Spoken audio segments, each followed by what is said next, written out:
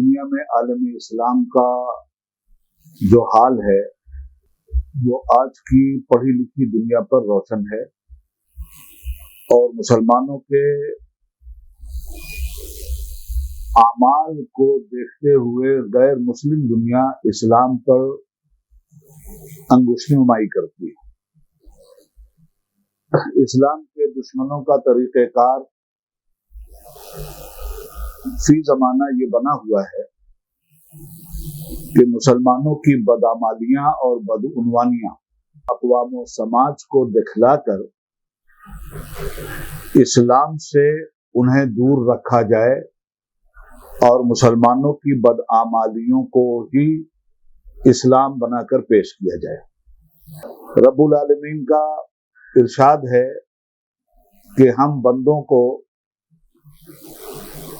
ظلمات اور اندھیروں کے حجاب سے نکال کر روشنی کی طرف لاتے ہیں۔ قرآن کریم روشنی ہے، قرآن کریم پر رسول پاک کا عمل روشنی ہے، بلفظ دیگر قرآن و سنت نام ہے روشنی کا۔ روشنی کی بات کو قبول کرنے کے بعد بھی اگر مسلمان ظلم و جہالت و غباوت کی راہ اپنائے ہوئے ہیں تو یہ بڑی بدنصیبی کی بات ہے۔ ظلمات سے تو اللہ تعالیٰ نے روشنی کی طرف ہمیں نکال کر کے پہنچایا، وہ بجلی کا کڑکا تھا یا صوت ہادی، عرب کی زمین جس نے ساری ہلا دی۔ نبی پاک صلی اللہ علیہ وآلہ وسلم کو اللہ رب العالمین نے ماڈل بنا کر، نمونہ عمل بنا کر انسانیت کے لیے پیدا فرمایا، اور سرور کائنات صلی اللہ علیہ وآلہ وسلم کی پوری زندگانی روشنی ہے۔ حضور کی خلوت بھی روشنی ہے، حضور کی جلوت بھی روشنی ہے، حضور کی گفتار بھی روشنی، حضور کا کردار بھی روشنی، حضور کا عمل بھی روشنی، حضور کا عقیدہ بھی روشنی، حضور کا پیغام بھی روشنی، حضور کا سفر بھی روشنی، حضور کا حضر بھی روشنی، جنگ کے میدان میں حضور کا رکنا بھی روشنی، اور صلح حدیبیہ پہ صلح کا کر لینا بھی روشنی۔ تو ایک ایسی روشنی پروردگار عالم نے محمد الرسول اللہ نور مجسم صلی اللہ علیہ وسلم کی شکل میں ہمیں عطا فرمائی ہے کہ اس روشنی کو سامنے رکھ کر مسلمانوں کو اپنے کردار کا پیمانہ دیکھنا چاہیے۔ ہم نے اس روشنی سے کسب نور کے معاملے میں غفلت پیدا کر دی۔ ہم نے شریعت سے روشنی لینے کے بجائے طبیعت سے روشنی لینا شروع کیا، اور جب شریعت کے مقابلے میں طبیعت حاوی ہو جائے گی تو کلمہ پڑھنے کے بعد بھی ہم من الظلمات الی النور کا حق ادا نہیں کر پائیں گے۔ رسول پاک صلی اللہ علیہ وسلم نے عقیدے کی ظلمتوں سے انسانیت کو نکالا، بدعقیدگی کی ظلمتوں سے نکالا، بدعملی کی ظلمتوں سے نکالا، بدعقیدگی کے مقابلے میں عقیدہ صالحہ کا نور عطا فرمایا، بدعملی کے مقابلے میں صالحیت کا جامہ پہنایا، بدخلقی کے مقابلے میں اخلاق کا نور عطا فرمایا، بغاوت کے مقابلے میں عبادت کا نور عطا فرمایا، حرام کے مقابلے میں حلال کا نور عطا فرمایا، ناجائز کے مقابلے میں جائز کا نور عطا فرمایا، ماں باپ کے ساتھ بدتمیزی کرنے والوں کو ماں باپ کے لیے کی وفاداری کا نور عطا فرمایا۔ غرض یہ کہ زندگی کا کوئی ایسا شعبہ نہیں ہے کہ اللہ کے محبوب صلی اللہ علیہ وآلہ وسلم نے اس زندگی کے اس شعبے سے ظلمات کو نکال کر نور توحید کا اجالا پیدا نہ کر دیا ہو۔ ایسے عالم میں مسلم امہ کے ذمہ داروں کی تو بہرحال یہ ذمہ داری بنتی ہے، مسلمانوں کو شراب کے اندھیرے سے نکالیں، مسلمانوں کو زناکاری کے اندھیرے سے نکالیں، مسلمانوں کو جوا اور لاٹری کے اندھیرے سے نکالیں، مسلمانوں کو بداخلی اور بے ایمانی کے راستے سے نکالیں، مسلمانوں کو سود خواری کے راستے سے نکالیں، حلال تجارت کی طرف مسلمانوں کو لگائیں، بچوں کو ادب سکھائیں، بڑوں کی تعظیم سکھلائیں۔ یہ ساری چیزیں اسلام میں ایسی ہیں جن کو ہر مسلمان نہایت خوبصورتی کے ساتھ فالو کر سکتا ہے۔ جب ہم اور آپ یہ کرتے تھے اور جب ہم ظلمات کے حجاب سے نکل کر نور ہدایت کے ساتھ اپنی زندگی گزارتے تھے تو دنیا کو کوئی سبق الگ سے پڑھانے کی ضرورت نہیں تھی، ہماری زندگی خود ہی درس قرآن کی عملی شکل بن جایا کرتی تھی۔ میں ایک بات کہنا چاہتا ہوں، سارے لوگوں کا یہ ماننا ہے کہ ہندوستان میں اسلام صوفیاء اسلام کے ذریعے پھیلا، اور صوفیاء کرام اور اولیاء کرام نے اس ملک میں اسلام کو کیسے پھیلایا؟ اس زمانے میں کوئی مدرسہ تو انہوں نے قائم نہیں کیا تھا، خواجہ صاحب نے کوئی بخاری شریف پڑھانے کا الگ سے درس تو نہیں دیا تھا، ان لوگوں کی پوری زندگی چلتا پھرتا اسلام بن گئی تھی. ان کا قول، ان کا فعل، ان کے حرکت و عمل اور ان کی نقل و حرکت، یہ ساری کی ساری چیزیں اسلام کی روشنی کو پیش کرتے ہوئے حجاب و ظلمت کو رفع دفع کر دیتی تھی.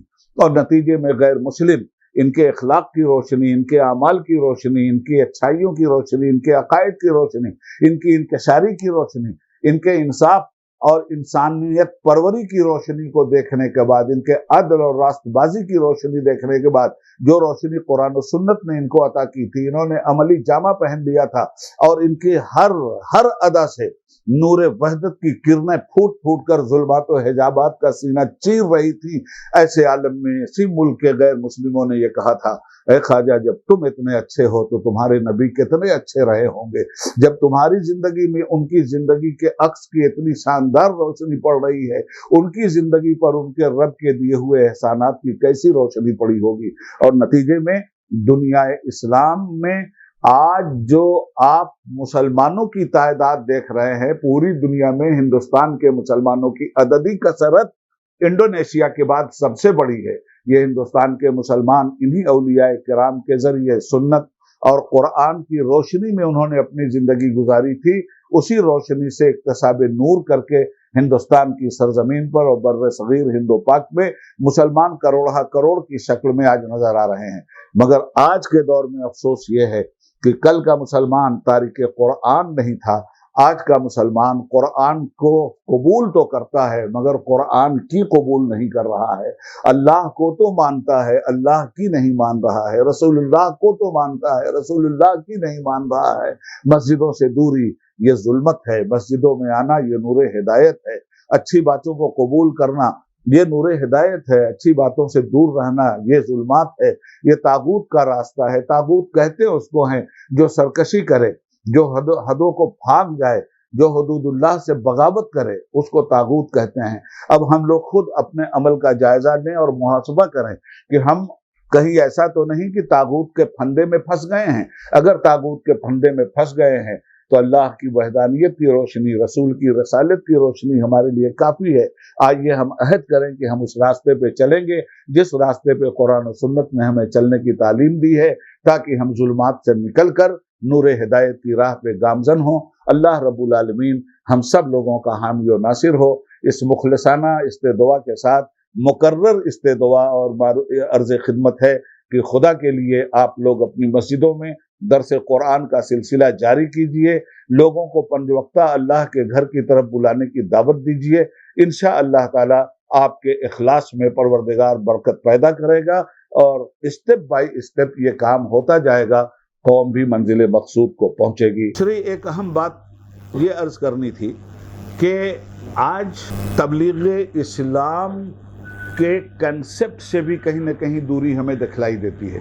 اس لیے کہ جو بھی کام ہم لوگ کر رہے ہیں وہ تبلیغ کے نام پر کر رہے ہیں، مگر تبلیغ کے نام پر جو کام ہو رہا ہے، لفظ تبلیغ کی جو معنویت ہے، شاید اس معنویت کا حق ہم ادا نہیں کر رہے ہیں.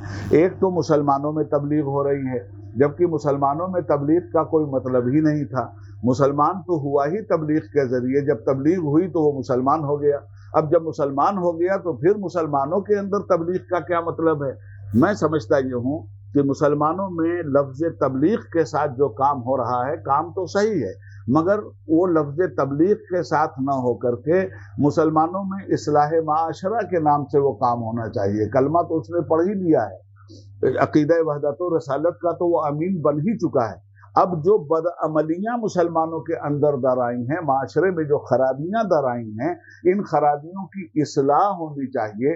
تو مسلمانوں میں جب یہ کام ہو تو اس کا نام اصلاح المسلمین رکھنا چاہیے. رہ گئی بات تبلیغ اسلام کی، تو اسلام کی تبلیغ تو وہاں ہونی چاہیے جہاں اسلام کی دعوت کا پہنچنا ضروری ہے. مسلمان اور غیر مسلم ان دونوں کے بھی فرق کو ہمیں سمجھنا چاہیے. قل یا ایھا الناس انی رسول اللہ الیکم جمیعا، اے میرے حبیب زخم خوردہ انسانیت کے طبیب، صلی اللہ علیہ وسلم آپ ارشاد فرما دیجئے کہ میں ساری بنی نوع انسانی کے لیے رسول بن کر کے آیا ہوں. تو قیامت تک ہمارے مصطفیٰ کی نبوت ہے، قیامت تک ہمارے مصطفیٰ کی رسالت ہے. ہمارے نبی پہ نبوت بھی ختم ہو گئی ہے، رسالت بھی ختم ہو گئی ہے، خاتم النبیین بن کر وہ آئے ہیں. قیامت تک ان کا زمانہ ہے، اور قیامت تک پیدا ہونے والے ہر فرد بشر کے وہ نبی ہیں، چاہے وہ مسلم ہو کہ غیر مسلم. وہ مسلمانوں کے بھی نبی ہیں، وہ غیر مسلموں کے بھی نبی ہیں. تاریخ اسلام یہ بتاتی ہے کہ اس سے پہلے جو قومیں متاثر ہو کر اسلام کے دامن میں آئیں، وہ مسلمانوں کا وہ اخلاق فاضلہ تھا جس اخلاق کی بنیاد پر اسلام چہار دانگ عالم میں چھا گیا. جس طرح اصلاح معاشرہ کی ضرورت ہے مسلمانوں کے اندر، اسی طرح تبلیغ اسلام کی ضرورت ہے غیر مسلموں کے اندر. میں سمجھتا ہوں کہ یہ دونوں کام ہم لوگوں کو نہایت ذمہ داری اور ایمانداری سے کرنا چاہیے. اللہ تعالی ہمیں اس کی توفیق عطا فرمائے. اندھیروں سے اجالے کی طرف ریاست گیر مہم 22 جنوری سے 31 جنوری 2021 جماعت اسلامی ہند مہاراشٹرا.